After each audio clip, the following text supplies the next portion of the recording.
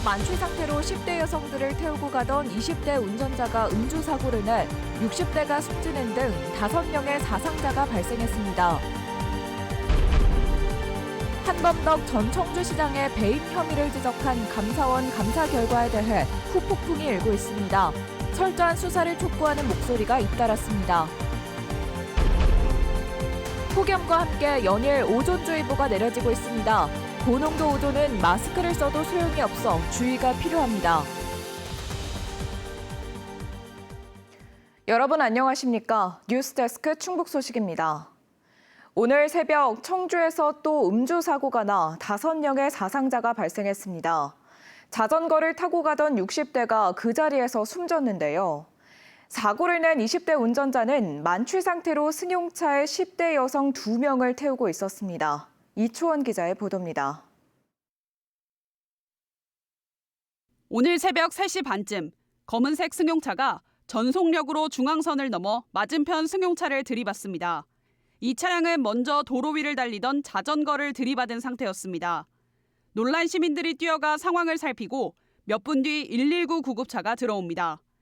자전거를 타고 가던 61살 남성은 현장에서 숨졌고 반대 차선 차량을 몰던 33살 남성도 크게 다쳐 병원으로 옮겨졌습니다. 사고는 저기에서 났어요. 저기에서 나서 이까지 사람을 끌고 가는 거예요. 사고가 난 왕복 5차선 도로입니다. 사고 충격으로 중앙 분리대는 부서져 있고 여전히 곳곳에는 사고의 흔적이 남아 있습니다.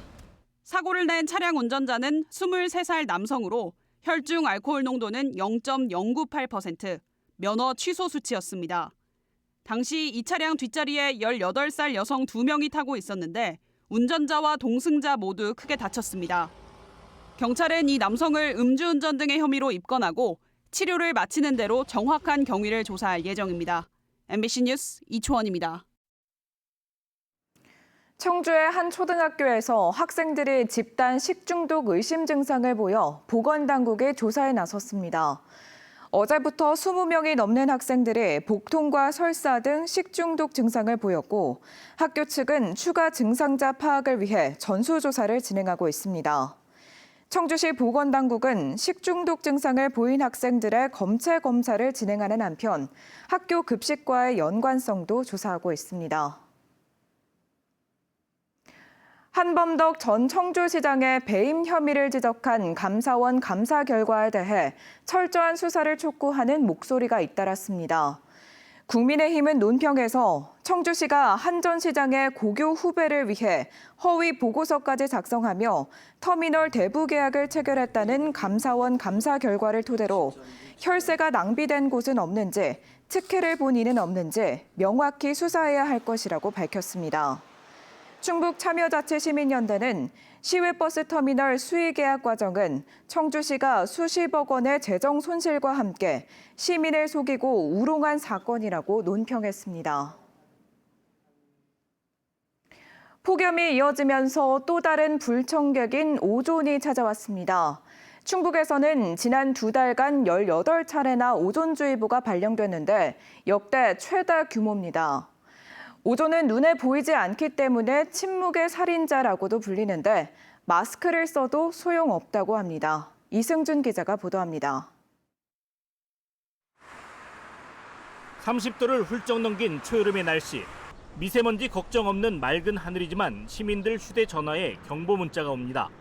눈과 코, 천식, 폐 등의 호흡기 건강에 나쁜 영향을 주는 오존 관련 안내입니다. 1시간 평균 기준으로 오존 농도가 0.12ppm 이상이면 주의보, 0.3ppm 이상이면 경보가 각각 발령됩니다. 올해 들어 충북에서 발생한 오존주의보는 모두 18차례.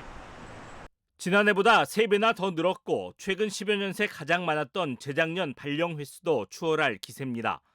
전국적으로도 2년 전 406회, 올해 764회나 발생하는 등 증가 추세입니다. 첫 발령 시점도 4월 19일로 지난해 5월 16일보다 한 달 빨랐습니다.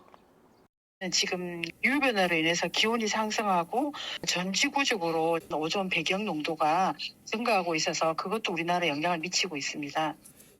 그러나 대부분의 시민은 오존 경보를 알지 못하고 지나갑니다. 오존은 모르겠네. 못 받은 것 같은데요? 뭐 전화 문자나 받아본 건 있어도 오전 문자는 받아본 게 없는 것 같은데.